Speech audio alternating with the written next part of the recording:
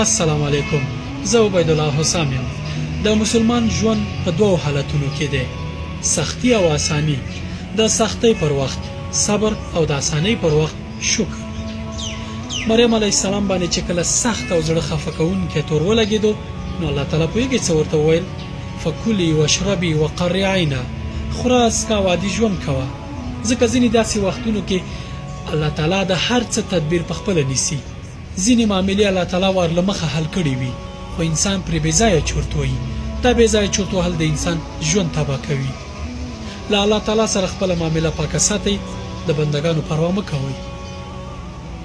الله تعالی ښه تدبیر نیونکی دی. السلام علیکم. په دنیا کې هر شی ختمیدونکی دی. پاچا خپل وزیر ته وویل: داسې یوه جمله راته ووایه چې زما خوشحالي په خفګان او خفګان مې په خوشحالي بدله کړي. وزیر ورته وویل: هر حالت ختمیدونکی دی. بالکل همداسې ده. که انسان غني وي، تر یو لنډې مودې بعد فقیر کیږي. که فقیر وي، لنډه موده وروسته غني کیږي. هر حالت ختمیدونکی دی. خو رښتینې اتلولي بیا دا ده چې انسان د دنیا په امتحان کې بریالی شي او آخرت ته لاره ومومي. الله تعالی وایي چې وَإِن كُنَّا لَمُبْتَلِينَ. هرومرو موږ تاسې ازمایو. ازموینه زموږ د وجود یو لامل دی. که ازموینه نه وي په دنیا کې، ملایکې بس وي چې د الله تعالی عبادت وکړي. د پیاوړي سوریایي عالم محمد راتب النابلسي دا جمله د خپل ژوند لپاره تګلاره کړې. هغه فرمایي: فإذا أردت الدنيا فعليك بالعلم، فإذا أردت الآخرة فعليك بالعلم، فإذا أردتهما معا فعليك بالعلم. که دنیا غواړي، علم وکړه. که آخرت غواړي، بیا هم علم وکړه. او که دواړه یو ځای غواړي، دا دنیا هم غواړي او هغه دنیا، بیا هم علم وکړه. علم د دنیا او د آخرت د ښېرازۍ یو اصلي لامل دی. د علم پرته نه دا دنیا او نه هغه دنیا ګټل کېدای شي. السلام علیکم ورحمت الله وبرکاته. ولې د دغه کار ونه کړ؟ ولې دې وکړ؟ ولې د دغه کار دغسې وکړ؟ ولې دې هغسې ونه کړ؟ آیا ته په کار یا په خبره باندې نه پوهېږې؟ علي رضی الله عنه فرمایي: هیڅکله خلک ډېر له حده مه ملامتوئ، ځکه دغه کار کینه او نفرت رامنځته کوي، او له حده زیات ملامتول بې ادبي ده. د خلکو په زړونو کې کینه، بغض او حسد مه کرئ. زیات ملامتول په حقیقت کې د انسان روحیه ځپي، انسان ناهیلی کوي او له ژونده یې بېزاره کوي. السلام علیکم ورحمت الله وبرکاته. هیڅکله په هغه څه پسې ځان مه ستړی کوه چې په تا پسې ویل کېږي. د خلکو تاویلو ماویلو باندې خپل ژوند مه بېخونده کوه، ځکه الله تعالی پوهېږي چې ستا په زړه کې څه دي. مهمه دا ده چې هغه تعالی ته تر هر چا ډېر ښه پېژني. دغه د خلکو تاویلې ماویلې ستا په ژوند باندې منفي اغېز کولی شي. تا ته ذهني ناکرارۍ او عصبي تکلیفونه پیدا کولی شي. خپل ژوند کوه. مهمه دا ده چې ته الله تعالی راضي کړي، نه خلک. خو د خلکو احترام او د خلکو لیاز او پاس په خپل ځای. السلام علیکم ورحمت الله وبرکاته. سختی یا خوشحالی او راحت، لوړ منصب یا ټیټ منصب، ضعف یا قوت، غنا یا هر څه، دا د الله تعالی ازموینې دي. په دې کې انسان ازمایل کیږي. اتلولي دا ده چې موږ په آخرت کې ځان بریالی کړو، او د آخرت بریا د دنیا په بریا پورې تړلې ده. کله چې د دنیا جنت ته موږ داخل شو، د آخرت جنت ته داخلېدی شو. په دنیا کې جنت دی چې هغې ته انسان داخل شي، آخرت کې جنت ته حتما داخلېږي.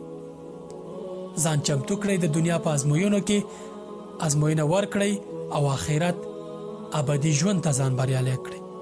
السلام علیکم ورحمت الله وبرکاته. د نابینایانو تر ټولو لویه هیله دا وي چې یوازې یو ځل دنیا او د هغې ښکلا وویني. هغوی چې د اورېدو قوه یې فلج ده، تر ټولو لویه هیله یې دا وي چې یوازې غږ واورېدلی شي.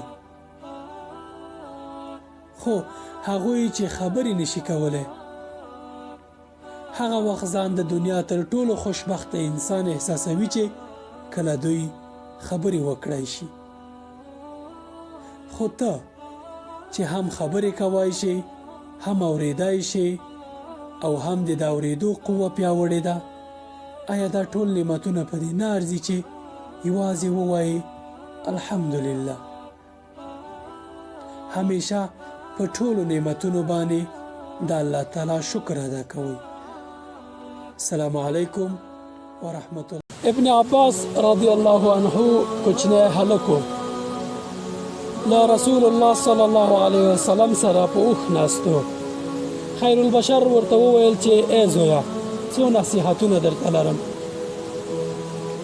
که مرسته غواړې یوازې له الله تعالی غواړه، له هیڅ چا مه ډارېږه. که ټوله دنیا راټوله شي او وغواړي چې ستا سره مرستې کولو لپاره څه کار وکړي، دوی به هیڅ ونه کړي مګر هغه چې الله تعالی درته لیکلي وي. خو که دا ټول خلک راټول شي او تا ته د ضرر رسولو څه نیت وکړي، هیڅ ضرر به درته ونه رسوي مګر دا چې الله تعالی درته لیکلي وي. په یاد ساته چې له هرې سختۍ وروسته آسانی ده او په دې ځان پوه کړه چې له صبر سره مرسته تړلې ده. د زړه تنګوالي وروسته آیا پوهیږئ چې د ژوند فلسفه څه شی دی؟ که د ټول ژوند فلسفه او خلاصه درته رالنډه کړمه، د قرآن کریم دا آیت دی: فمن اتبع هداي فلا يضل ولا يشقى ومن اعرض عن ذکری فإن له معیشة ضنکا. الله تعالی فرمایي هغه څوک چې زما د لارې لاروی وي، یعنی د قرآن کریم او د رسول الله صلی الله علیه وسلم د سنت تابعدار او په دغه پسې روان وي، دوی به هیڅ کله ګمراه نشي او سخت ژوند به ونه لري، ژوند به یې له ستونزو ډک نه وي.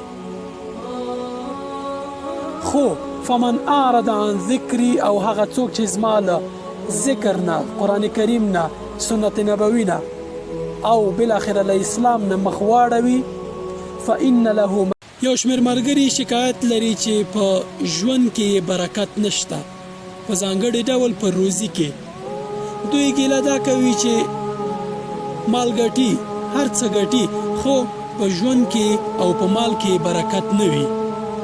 یو عمده او اصلي لامل لري: سهار ناوخته له خوبه راپاڅېده. هغه ملګري چې سهار ناوخته له خوبه راپاڅېږي او سهار مونځ ترې قضا وي، د دوی په ژوند کې به او یا په رزق کې به برکت نه وي. زموږ پیغمبر صلی الله علیه وسلم ویلي: بورک لامتی فی بکورها، زما په امت دی په سهار وخت کې برکت وي، یعنی دغه برکت سهار کې نغښتی دی. کله چې انسان سهار وختي راپاڅېږي بېلابېلې ګټې لري. یو خو به په ژوند کې برکت وي، بل دا چې بریالي انسانان همیشه سهار کریم کې هر انسان ته 9 نصیحتونه لري. یو بریالی انسان به وي او له خلکو سره په تعامل واقسطوا وفاسق بنبأ فتبینوا، لومړی پلټنه وکړئ. داسې نه شي چې په دویم نصیحت کې الله تعالی فرمایي فاصلحوا چوي. دریم نصیحت دا ده چې واقسطوا چې لا یصل کړی دی. پنځم نصیحت ولا تلمزوا، نومونه چې انسانان یې په اورېدو تنابزوا بالالقاب، په بدو القابو خلک مه یاد، ګمانونو ځان ساتئ.